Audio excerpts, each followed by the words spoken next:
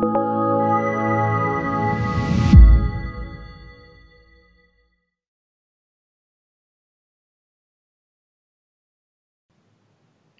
I'm Jacob Hornberger, president of the Future of Freedom Foundation, and this is this week's issue of the Libertarian Angle, the show that brings you the libertarian perspective on what's going on in the world. And I'm joined, as I am every week, by my co-host Richard Ebeling, who teaches economics at the Citadel. Richard, welcome back. Good to see you again. It's good to be back with you and our guest. Yes, we have a special guest. We're honored to have Don Boudreaux, who teaches economics at George Mason University. In fact, we have two former presidents of the Foundation for Economic Education, Richard as well as Don. Don, welcome to the show. Thanks for having me, Bumper and Richard. Yeah, it's a real honor to have you. We're both Richard and I are great fans of yours. I love getting your almost daily emails, that letters to the editor that you send. Those are among the best crafted letters to the editor I think I've ever seen. And you've taken a leading role in all areas of economic liberty, but specifically in two areas, free trade, the minimum wage, along with a lot of other issues. But I thought we would kind of like focus around those two issues. But first of all, let me turn it over to Richard, because I know that he's a big fan of yours and he talks very highly of your website, Cafe Hayek. So Richard, take it away. Well, I just want to say it's great to have you on the show, Don. Thanks for finding the time to be with us. Let me sort of start with the free trade versus protectionism topic, if I may. Obviously, it's a hot topic. President Trump has made a big issue of it from the time he was campaigning on to now, his first year in the presidency. His recent slapping on of tariffs on washing machines and solar panels. Maybe you could, for our listeners and viewers, give a sort of a concise statement. What do you consider the most fundamental problems with Trump's focus on, quote, America first in this form of economic nationalism? Isn't it good for the president to be concerned with a prosperous America, being concerned with making America number one, in seeing that there are good paying and widely available jobs to American workers? Well, it's certainly good for the president, any politician, of course, to want and to pursue policies that make Americans more prosperous. As you know, Richard and Bumper, this whole idea of America number one doesn't really make sense economically. I mean, in a global trading system, you specialize, and you're best at doing one thing, and you buy stuff at which you're not as efficient at making. So the whole number one thing is sort of ridiculous language. But he says he wants to put Americans first. Well, I'm all in favor of that, on some reasonable interpretation of what that means. But the tariffs and other trade restrictions don't put Americans first. They put a handful of Americans first, the owners and workers in protected industries and the other suppliers of those protected industries, at the expense of the vast majority of Americans. So it's basically putting Americans last. It's put most Americans last behind the protections enjoyed by only a tiny handful of Americans. Whirlpool's stockholders, I think, made, just when it became clear that the tariffs on foreign outside of the U.S. and Canada washers were announced, I think Whirlpool stockholders collectively made well over $1 billion just as a result of that announcement. Also, they're better off, but they're better off because the rest of us are having now to pay higher prices for washing machines. And no lie, no exaggeration, literally the day that I read that Trump was going to impose these tariffs on foreign-made washers, my washing machine broke. It's true. And so I had a repairman come in hoping that he could repair the thing. Well, he couldn't, so we had to buy a new washing machine. And so, I wind up paying a higher price for washing machines because of Trump. I'm not the only one, of course. Who knows how much higher price I paid? I don't know. No one can estimate exactly what it is, but we do know that the price I paid and the price that other buyers of washing machines paid are higher, because that's the whole point of the tariff, to raise the price of washing machines and solar panels and whatever other goods and services the tariffs are raised. So it doesn't really put Americans first. It puts a handful of Americans artificially ahead of the vast majority of Americans. Well, when Trump was just in Switzerland for the Davos conference, he gave that talk on the last day of the program. Yeah. And he highlighted, Don, the idea that he isn't against free trade, but trade has to be fair trade. Could you help some of our viewers understand what is the meaning of fair trade versus free trade, and what perhaps is the misunderstanding there? Well, so fair is a concept and a word that no one's opposed to. No one would come out and say, no, I'm in favor of unfair trade. By the very nature of fair, it's something. It's by definition, it's something every person of good intent likes. It's very difficult to define. I define fair trade, and I think most economists do. I think anyone who really understands trade would define it this way. Fair trade is simply trade that's agreed to among both trading partners, absent any artificial restrictions or requirements. And so if you're in South Carolina, I'm in Virginia, if I buy something from you and you agree to sell it to me, I agree to buy it from you. Well, that's fair because but we did it voluntarily without being forced, without being coerced. And so whenever, both you guys know this, whenever a politician or a pundit says, "Oh, I'm in favor of free trade, but it's got to be fair trade," that's really just a clever way of saying I'm not really in favor of free trade.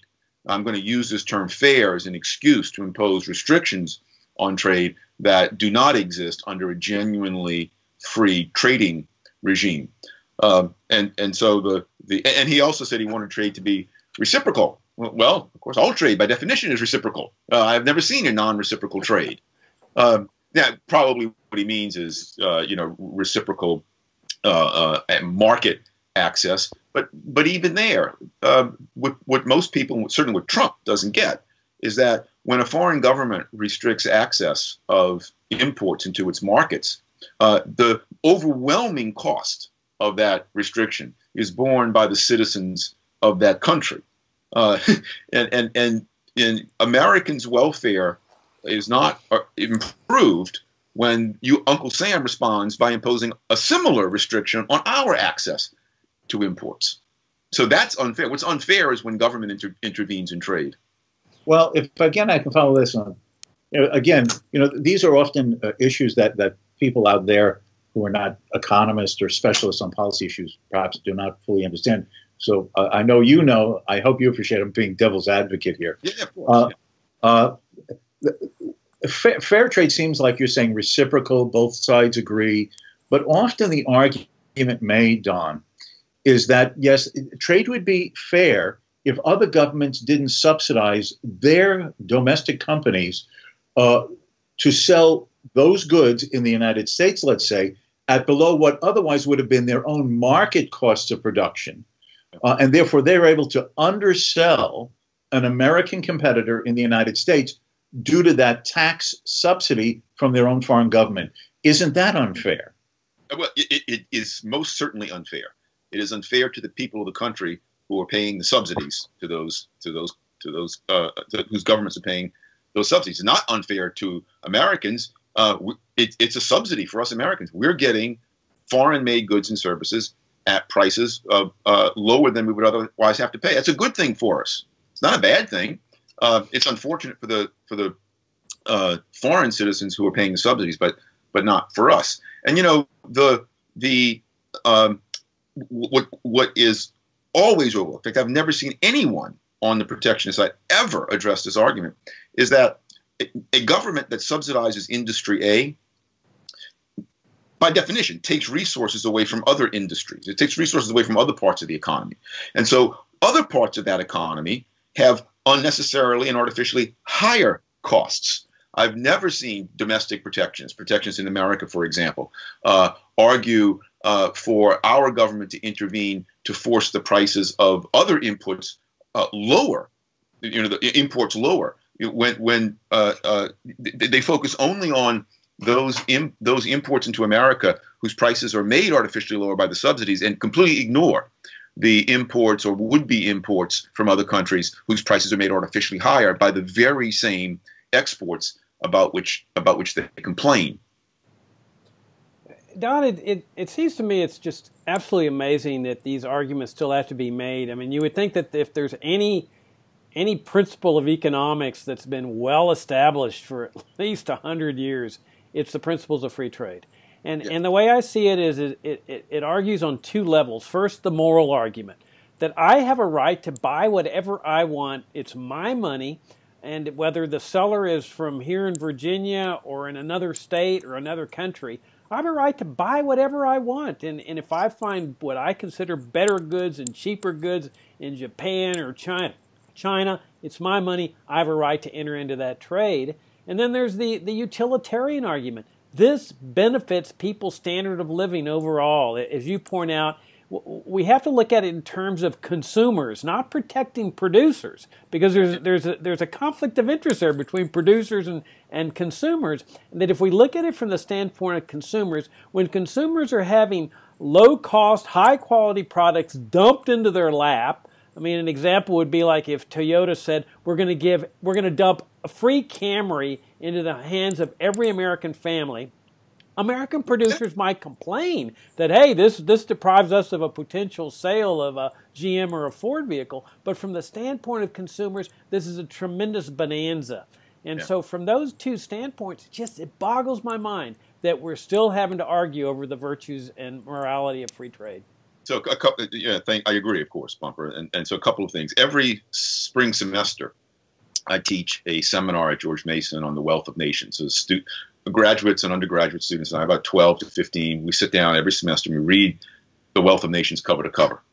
And so this is a book written almost 250 years ago. And one of the things that strikes me whenever I read, I've now read it cover to cover 8 or 9 times. And one of the things that strikes me as I go through The Wealth of Nations is that there are no new protectionist arguments. Virtually every protectionist argument that we hear today was an argument that Adam Smith heard and addressed effectively 250 years ago. There are a handful of tiny theoretical arguments that economists have made against free trade, which economists, by the way, say, look, they're just theoretical curiosa. They're not real. They have no policy relevance. But all the policy relevant, all the protectionist arguments that are supposed to be relevant for policy, they have been addressed and debunked for generations, going back to at least Adam Smith, and in some cases before Adam Smith. So there's nothing new under the sun. So economists such as Richard and I, we as a profession have done a really poor job of explaining to the general public the nature of trade and the benefits of trade. I wish I had a silver bullet solution for how we could improve, but it isn't as if we don't know why these arguments are bad. We do. We just haven't adequately conveyed it. It's amusing to me whenever I see hear these protectionists. They always seem to think that they're coming up with some new and brilliant argument, but it's not. I mean, it's particularly amusing, by the way, when people in the progressive left, like Bernie Sanders, make these arguments. They think they're so progressive, but they're basically yanking out arguments that were developed and finely tuned during the era of the divine right of kings back in the 17th century. And on the point about consumers versus producers, another point that Adam Smith made very clear is that, and he should, everybody should understand if you think about it, is that the point of economic activity is not to create work, it's to create consumption goods. That's the ultimate goal of economic activity. Now, work and production are a necessary means to create those goods, and the necessity and importance of production is often overlooked, particularly by people on the political left. But the ultimate goal is not to produce, the ultimate goal is to consume. And so the more foreigners produce for us, for whatever reason, the better off we are, because on purely utilitarian grounds, as you call it, that releases more of our resources to produce more goods and services for us to consume. It is not the case, contrary to the implicit presumption of most protectionists, that that producers have a right to consumers' incomes. As you point out, consumers have a right to those incomes. Consumers have produced, they earned income from production, and now it's their right to spend that income as they see fit. Protectionism is ultimately grounded on the false ethical premise that producers have some ethical claim on the incomes of consumers. If consumers don't spend their incomes in ways that producers find appealing, producers run to the state and say, change the rules, change the coercive structure of things so that consumers are more likely to spend their incomes to make us producers better off. And if you go down that road, then the economy would, of course, completely collapse. Well, Richard mentioned the conference in Davos where Trump is there, and it seems to me rather unseemly that a president of the United States is essentially acting as a lobbyist for the business community in the United States. I mean, he's over there saying invest in America, while of course at the same time he's telling the poor and the disadvantaged don't even think about coming to the United States to better your lives. But do you find something bizarre about this notion that the president feels that he has to be an agent for U.S. business and getting people to invest in America? I mean, really, is that any role of a president? Well, no, it's not a role of the president, but perhaps surprisingly, I don't find it bizarre. I mean, I think that presidents have long done that. I mean, on that score, Trump is no different. I mean, he's more over the top on it. He seems to be less willing to compromise with those of us who support free trade. But presidents always do this. They talk about how it's Republicans, Democrats, Trump, even Reagan, who actually was very good compared to most top-level politicians on trade. But at the end of the day, politicians talk about trade as if exports are the benefit and imports are the cost that we must suffer in order to experience this great benefit of sending things to strangers. The strangers somehow insist that they send us stuff, and the presumption is that we would be much better off if we just sent strangers our stuff, got back money in return, and no one then bothers to ask, well, what are we going to do with this money? So for ages, to the extent that the political case for free trade has won, it has won on rather suspect grounds. It has won on the grounds that opening trade allows us to export more, and we'll pay the price of more imports. Of course, the true and better and more sturdy grounds on which trade should be opened is the grounds that recognizes that imports are the benefit of trade and exports are the price that we pay to get those imports. So let me get this straight. You don't export your teaching to the students at George Mason and then just hold those dollars that George Mason pays you, because surely the benefit of your interactions with the students is what you're exporting, not anything that you are able to import with the financial wherewithal that you earn, right? You just want to sell to the students and the university, right? Yeah. So exactly, and you too, Richard, I'm sure. So look, it is true, of course, that I do like my job. And a lot of people will point out to me, as I'm sure they point out to you, so, well, it's important to have, productive, a job, and it gives you dignity and satisfaction. And of course it does. But I ask these people, and when they're honest, they give me the expected answer. I say, well, okay, so would you be willing to do your job that you like if you didn't get paid for it? Well, no. As much as I like teaching economics, if George Mason stopped paying me, I would no longer teach economics to George Mason students. It's as simple as that. I don't think it makes me a bad person. I think that makes me a person who wants to continue to eat. I need and live and be sheltered. And the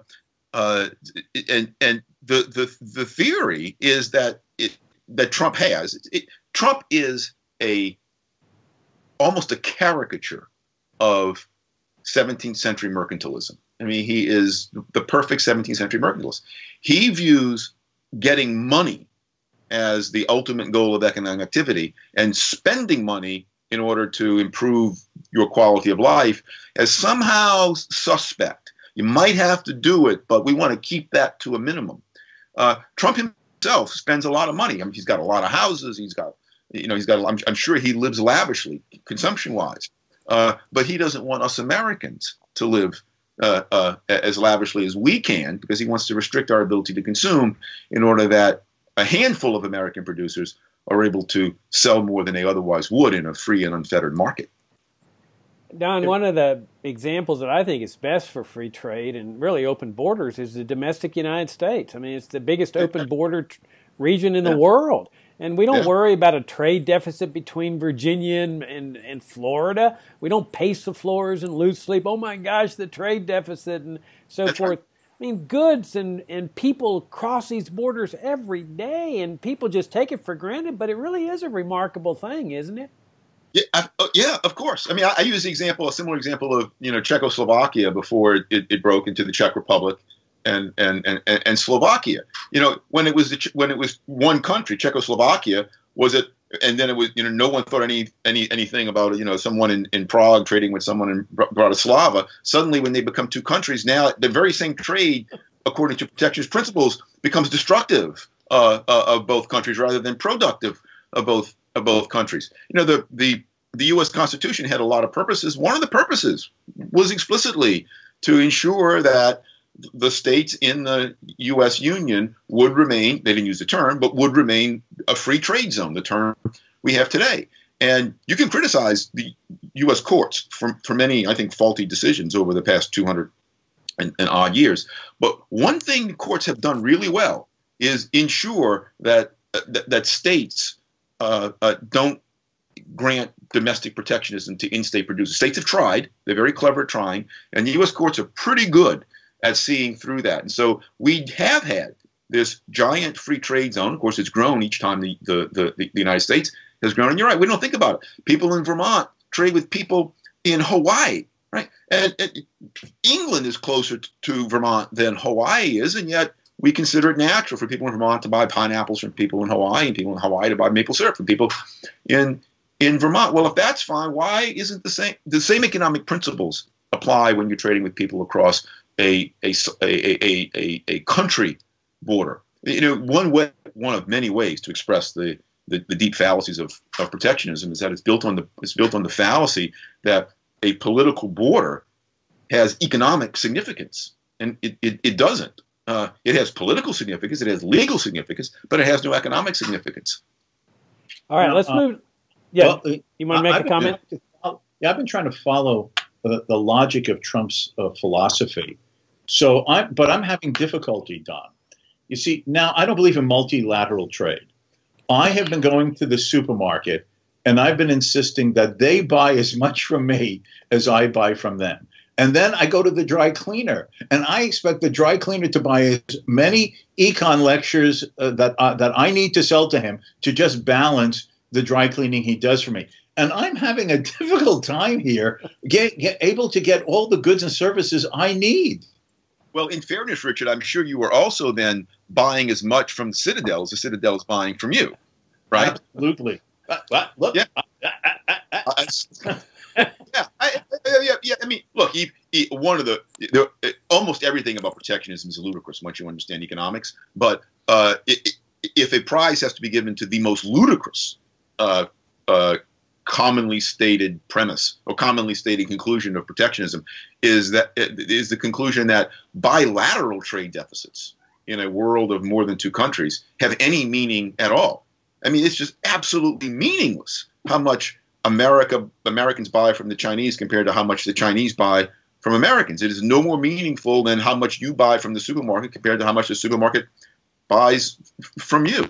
And yet we hear complaints about this all the time from people who are allegedly smart, intelligent, rational, and it's absurd to me. Whenever I hear these things, to me, it's like people talking about, worrying about, being attacked by an army of viral unicorns, who are rabid. It's just insane.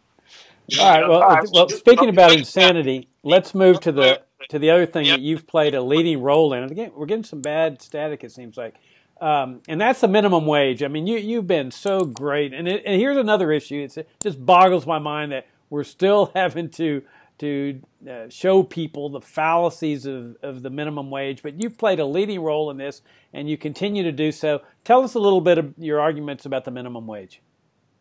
Well, I mean, it's not complicated. It's basic economics, but I think basic economics is fundamental. It's essential to understanding the world.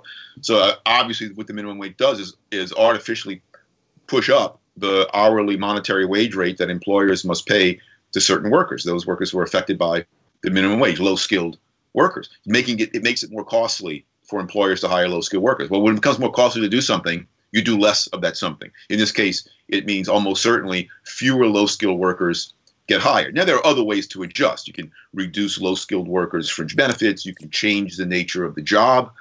But practically speaking, even though those other things happen, one of the many adjustments is that fewer low-skilled workers get hired. But because most people, I believe, don't understand how wages are set. I think most people think that wages is arbitrary imposition that employers put on workers. And, employers are generally thought of as rich and powerful and workers poor and helpless.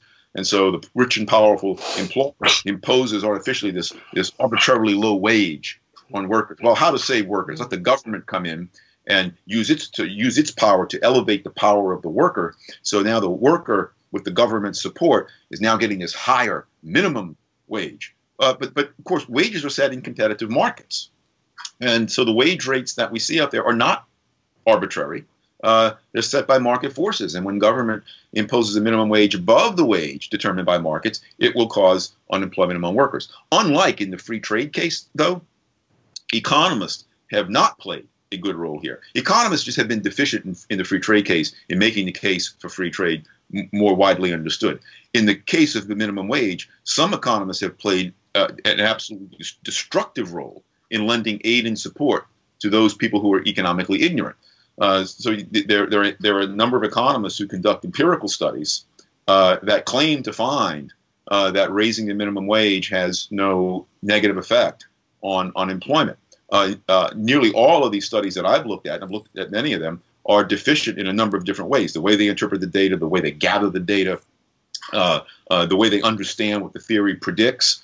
I think all of these studies are deficient in at least one and probably more ways. And I'm saying there are other very competent economists, very competent econometricians, economists or econometricians who do studies who find, no, raise the minimum wage, employment goes down among low-skilled workers.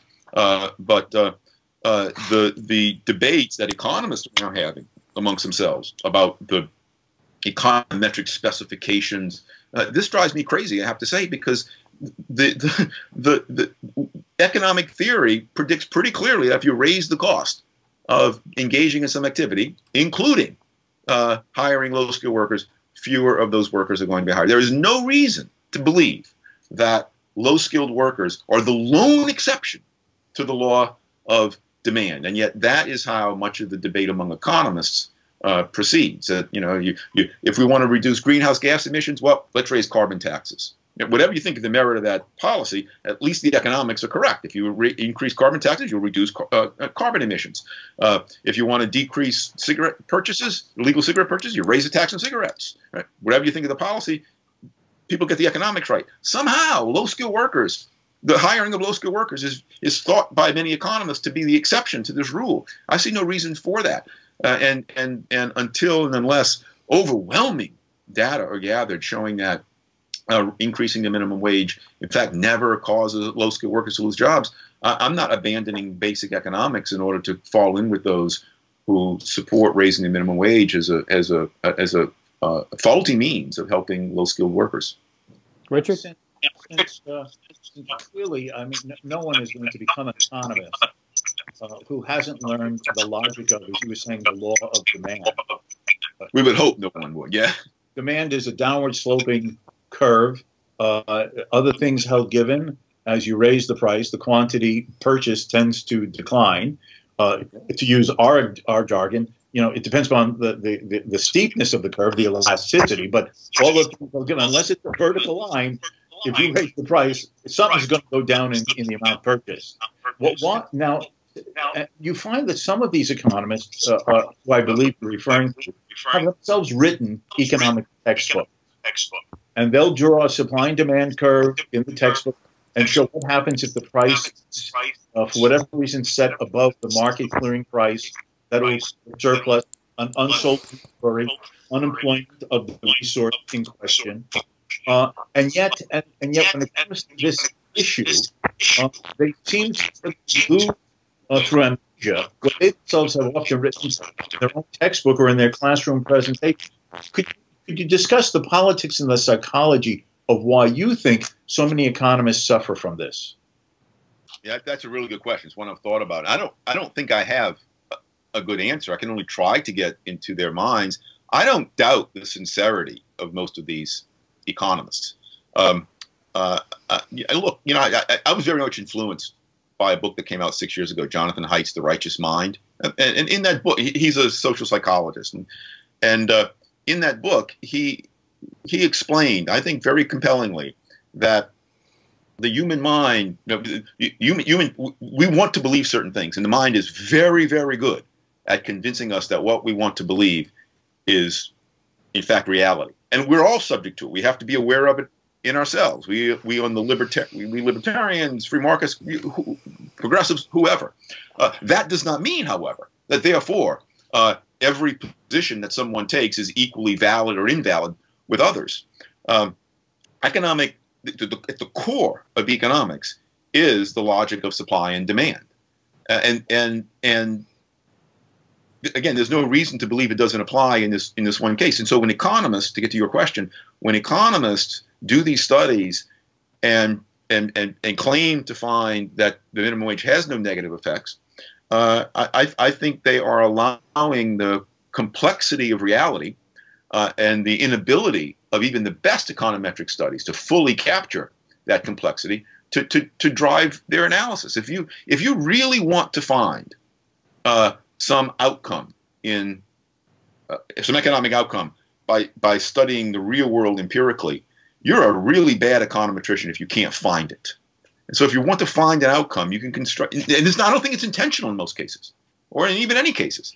I think that the minimum wage has long been an article of faith among people on the political left.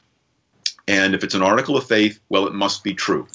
And so those of us who deny that faith, those of us who claim to present evidence that that faith is built on a faulty premise, we must be wrong. And so they go out and they conduct their studies and they say, oh, look, here's a study that shows that the minimum wage really does help poor workers. That's not a very good answer. I mean, but I don't ascribe any ill intentions to such people. I think they genuinely, because I've had conversations with them, I think they genuinely believe their studies. I think they are wrong, but I think it's a peculiar psychology.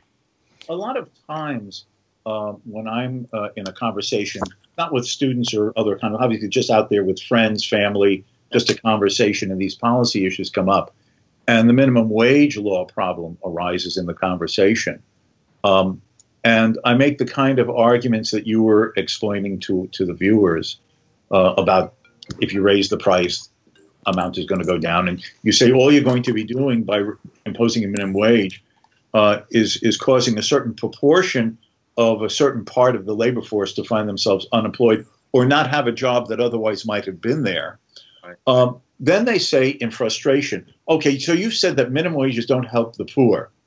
So how do you propose for there to be some policies or some changes that enables a worker to earn, using their language, a more living wage? So perhaps you could say, if not the minimum wage, what are the avenues to raise the value of a worker so his wage in the market may be higher in the future? So good question, and two responses. Number one, because I get that all the time, as you correctly anticipate. Number one, even if I have no solutions to the problem, that doesn't mean it's inappropriate for me as an economist to point out the fallacies in your proposed solution. If I'm a medical doctor and I see someone dying of some disease that I don't know what it is, I can tell this person is in severe straits, and then another medical doctor comes over and says, I'm going to cure this person by chopping off his neck. I can say, well, no, that'll only make things worse. Well, how do you propose to cure the patient, doctors? Well, I don't know, but that's not going to work, right? And so even if I have no solutions, then it's still appropriate to point out that your solution is faulty. Well, but on the solutions, a lot of people who support the minimum wage, curiously, are also great supporters of occupational licensing restrictions. Right. Well, so occupational licensing restrictions make the labor market less competitive, both directly by prohibiting a lot of workers who otherwise would become hair braiders or barbers or taxi drivers from doing that. And so that does restrict the dynamism of the labor market. That does reduce then the demand for, or it reduces the productivity of workers over time, and it also restricts the so high taxes, occupational licensing, zoning rules. All of these things contribute to reducing the rate of business growth. So a worker's best friend is a highly competitive labor market, because if you're in a highly competitive labor market, your wage will be competed up to the value of what you produce. And if the labor market's competitiveness is kept too low, then we have a problem. But that would only happen because of government restrictions on the ability of firms to arise, to expand, and for workers to find alternatives by going into an occupation that they would go into were it not prohibited by some occupational licensing restraint. Yeah, again, I think like with trade, we argue in two different levels. One is the moral argument. I have a right to hire whomever I want at whatever wage rate we agree on. It's my money. It's his life. If I agree to hire somebody for $1 an hour and he agrees to that, that's our right. No government's got the right to interfere with us. And then there's the utilitarian argument. Everybody benefits when they enter into a trade, when they voluntarily trade with each other, including wage transactions, because otherwise they wouldn't enter into the trade. And somebody might argue, well, wait a minute, what if he agrees to work at $1 an hour? Great. From his perspective, he's better off than he was before. And somebody from the left might say, well, that's ridiculous. That's not a subsistence wage. But it may be entirely rational. For example, we have college interns that work not for $1 an hour, but for free.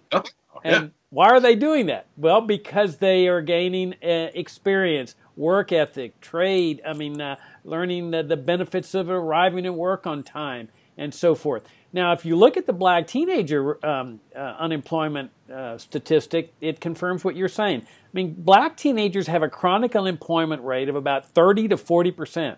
Always, just a permanent deal.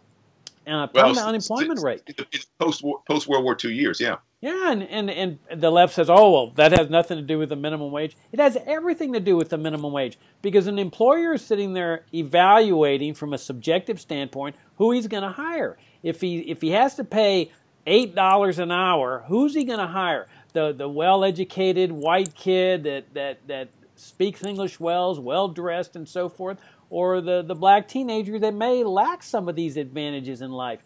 But without a minimum wage, the black teenagers can say, hey, look, I may not have all the privileges that guy does, but I'm willing to work at 75% of the rate that he's willing to work at.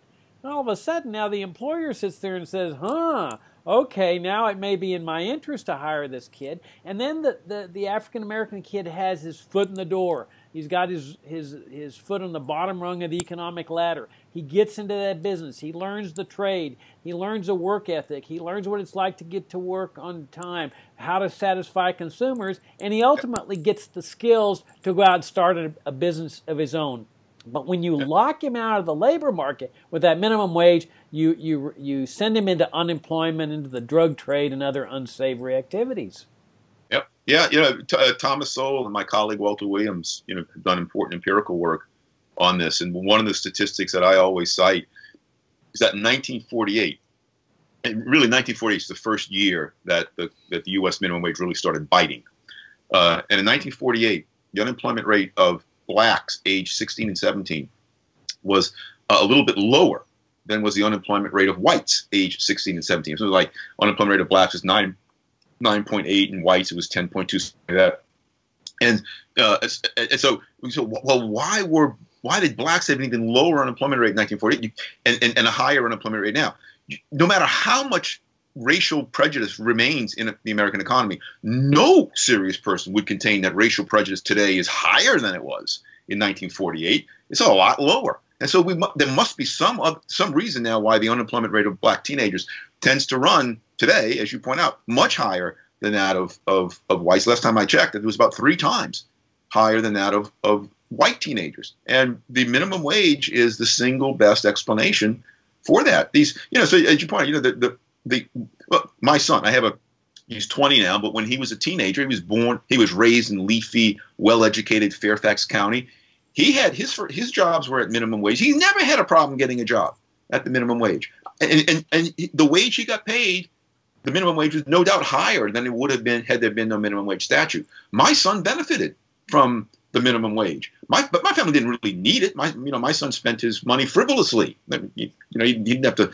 He didn't have to feed a family. He didn't have to even feed himself. And I don't know who they are, but I have no doubt that the benefit that my son enjoyed from the minimum wage came at the expense of some people who are genuinely harmed by losing the opportunity to find employment at wages below the minimum. The minimum wage is fairly described as a program that transfers economic opportunity artificially from poor people, particularly blacks and Hispanics today in the United States, to middle-class suburban people. What an awful system, and it's being sold as this device, nevertheless, to help the poorest of the poor. It's fraudulent. If I can sort of maybe, because we've been talking about this, raise a question for you to discuss that links the trade issue and the minimum wage issue. A lot of people will say that too many countries compete in the United States with their products because they have an unfair labor market at their home. Low wages, an American worker receives, $15 an hour. The worker in country X in Asia or Africa is receiving $1.25 or something. And that, therefore, what we need to do is to have those countries have a greater social conscience to raise their minimum wage and other social safety nets to both help their own citizens and to make competition to go back fairer with a level playing field. Could you discuss that a little bit? Yeah, of course. What connects both the issues is that in reality, wage rates are determined by worker productivity. Worker productivity rises, wages rise. It falls, wages fall. Workers who are less productive get paid lower wages than do workers who are more highly productive. And so the reason, it's a myth to think that the low wages in developing countries are an advantage for those countries. I mean, think about that. We Americans, we should be afraid of having to compete with people, in countries where the wages are really, really low. The reason the wages are low is because those workers are not very productive. The reason Americans' wages are high is that Americans' wages are highly productive. And so when you adjust the wage rates, when you weight the wage rates by the productivity of the workers, that supposed advantage disappears. Yes, an employer in Indonesia pays a factory worker a lot less than an employer in America pays a factory worker in America. But the employer in Indonesia gets correspondingly less output per hour from that worker than does the factory owner in America get from the worker that he or she hires. And so the differences in average wage levels plays absolutely no role in determining patterns of trade. That, as you know, Rich, is determined by principles of comparative advantage. So it's not an advantage at all. And so to tie it once more to the minimum wage thing, when American protectionists say, we should to trade with those foreign countries, we should demand that they raise their wage rates very similar to the way that we raise our minimum wage rates.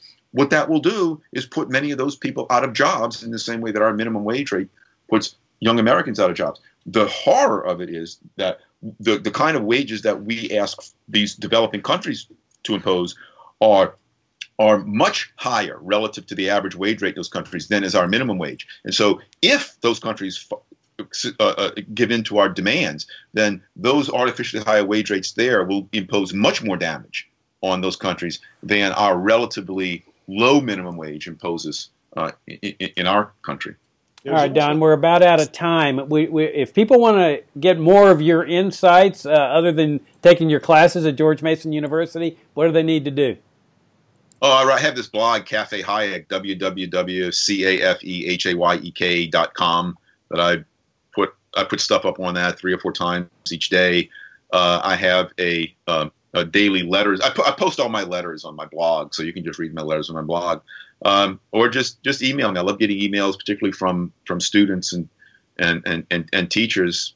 Talk about economics. Nothing I love better than to talk about economics, like we're doing like we're doing here. But let me say, I agree that at the end of the day, it's not the economic consequences that matter. For me, it's the ethics of the matter.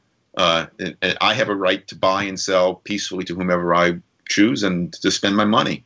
And so do you. And I have no right to interfere with that. You have no right to interfere with me.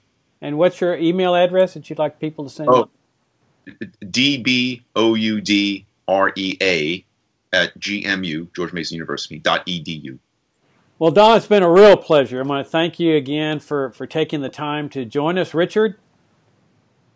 It's great, and I would just reiterate, if I may, any viewer and listener who is not familiar with Don's Cafe Hayek, I cannot more praise or highly recommend it than by saying it has great quotes of the day, and you even get occasionally a bonus quote.